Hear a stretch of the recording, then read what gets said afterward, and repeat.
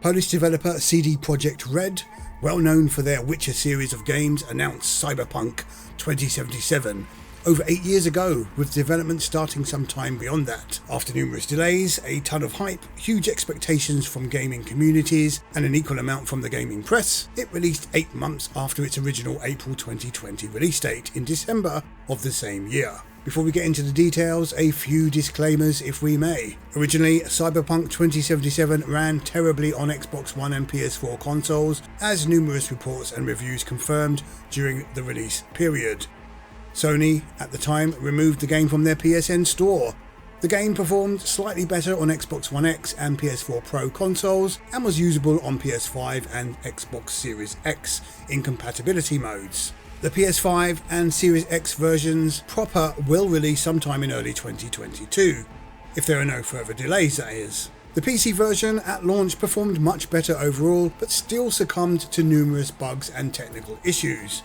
Since then, though, CD Projekt Red released several fixes via updates, and 1 year later it purports a 1.31 version. Our review is based on the PC version using an RTX 3090 GPU, i9-9900K processor and 16GB DDR4 RAM, basically a top-spec PC, putting us in the very niche group. We generally run our games at their highest ultra settings in 4K resolution, with things like ray tracing fully enabled where possible.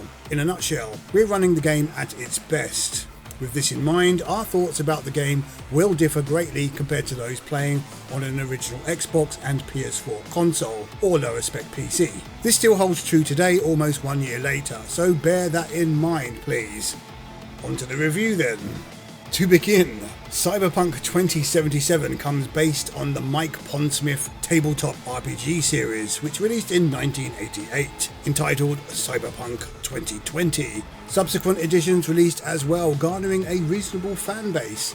The cyberpunk genre became somewhat popularised by movies such as Blade Runner and excellent novels like Neuromancer from writers William Gibson.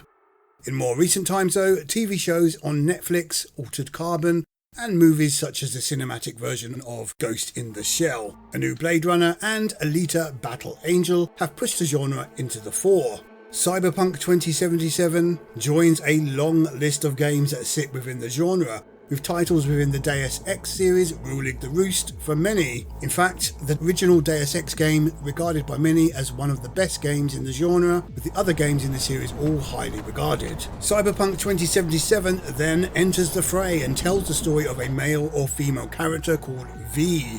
You get to spend minutes or hours customizing his or her appearance using somewhat limited but easy to use customization tools.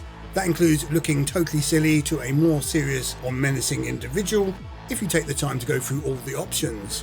It goes without saying, Cyberpunk 2077 uses a first-person viewpoint, which means aside from looking in menus, select mirrors, riding a motorcycle or using the photo mode, you won't get to see your character within the world. So the looks are purely inconsequential at this stage. Interestingly, at the game's start, players choose one of 3 life paths, which place your character in a unique scenario.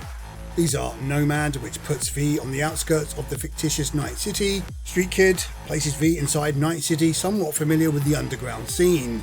Corpo, a high society character at the very top or high end of living within Night City. Whilst each scenario lasts about 30 minutes, they are pretty neat, where your choices has an impact on conversations throughout the game. In other RPGs such as Mass Effect and Fallout, etc., these choices are usually presented as simple text at the start rather than an actual playable section. So whilst they are short, they offer a neat introduction. Sadly, once these unique moments conclude, players view the same montage cutscene, which basically bypasses 6 months of living within Night City with little difference between them when the game starts proper, aside from a few life path specific conversation options.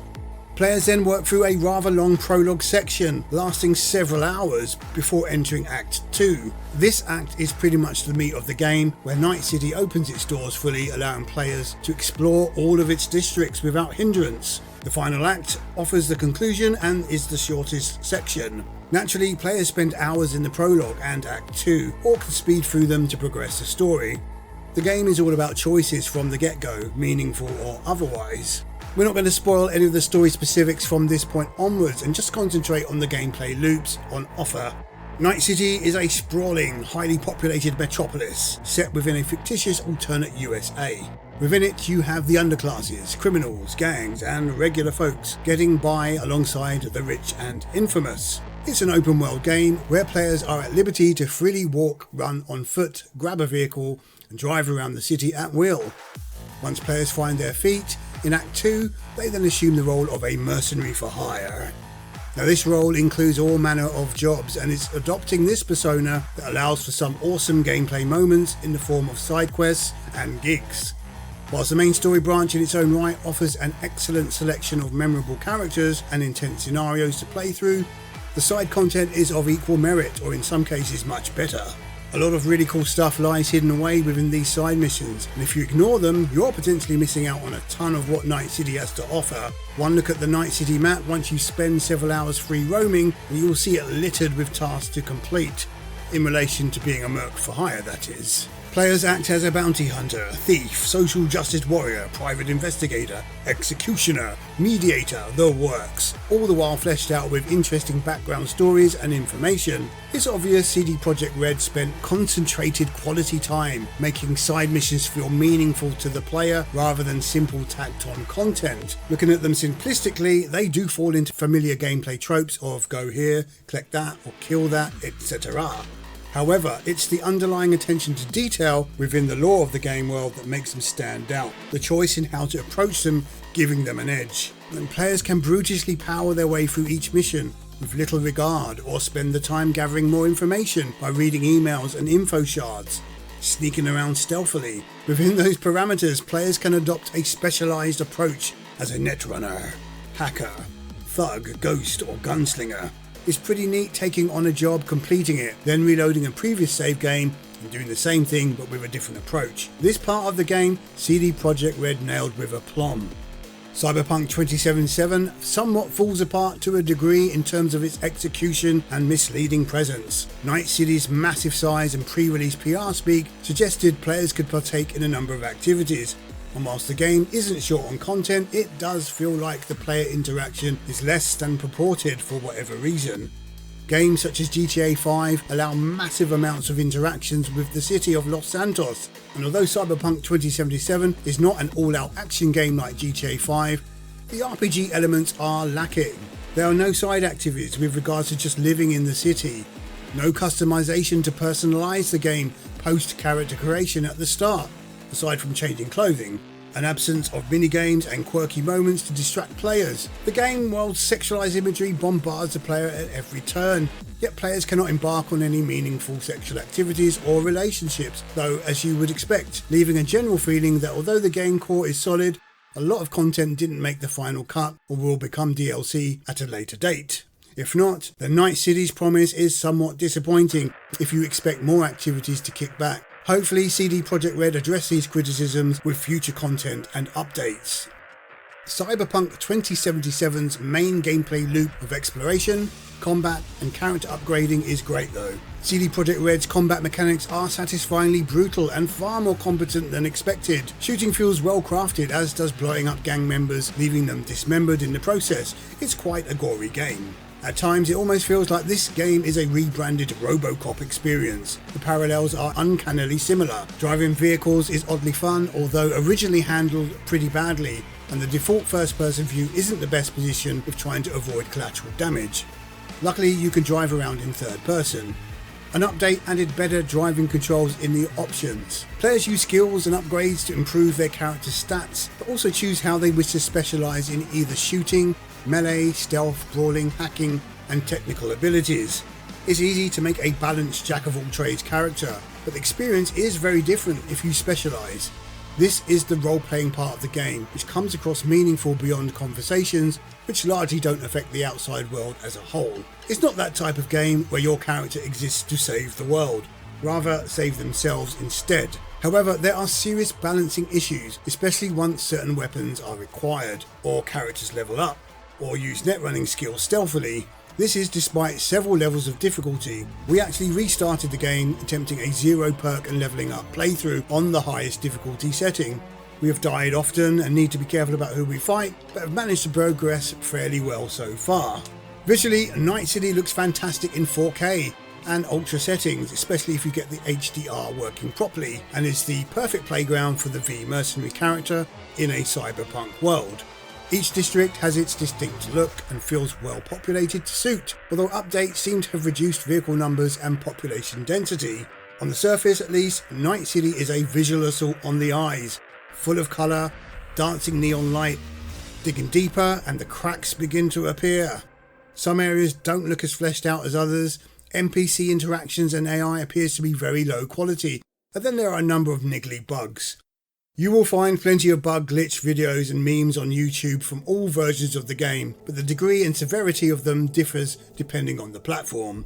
After 40 hours beating the story as female V and completing many side quests, we encountered 0 crashes and just a number of silly glitches, mostly clipping issues, poor AI routines and disappearing NPCs. However, not long into the male V story, we encountered 2 crashes to desktop. Take that as you will. More recently though, the game is much improved with less glitches and a stable game. At launch, CD Projekt Red released an unfinished game as far as we're concerned, and no matter how delicious the game looked on PC, it needed more work before being considered complete. Performance is reasonable here, but even with an RTX 3090, can't run at a consistent native 4K 60 frames per second using max settings, and with DLSS and Ray Tracing enabled. Pretty much the same as Ubisoft's Watch Dogs Legion. Still, performance stays within the 40 to 60 FPS range, which is good enough considering all the visual bells and whistles. Using 4K and DLSS balance allows for 4K 60 FPS on ultra setting with RTFX enabled, but just doesn't look as sharp. Audio needs mentioning here because the soundtrack created specifically for the game is fantastic. It really bolsters the moment at times, especially during combat. Storming a nightclub with a shotgun alongside a pumping soundtrack is totally unforgettable. Voice acting is pretty decent as well, although more sound bites would have prevented the many repeated phrases from NPCs and enemies. In terms of longevity, as mentioned, there's a lack of alternate activities for V to mess around with. Things like customization, minigames don't reside here, which is odd given the size of Night City. However, what is on offer is plentiful and varied. Night City itself is a joy to behold, simply walking, driving around at various times of day and night. Hats off to the artists and designers here. It's one of the best open world cities we've seen. We're 220 hours in and still hooked on looking around Night City, although we have added some visual mods to keep things fresh. For those who wish to concentrate on just the story, then you'll see around 15 to 25 hours of gaming.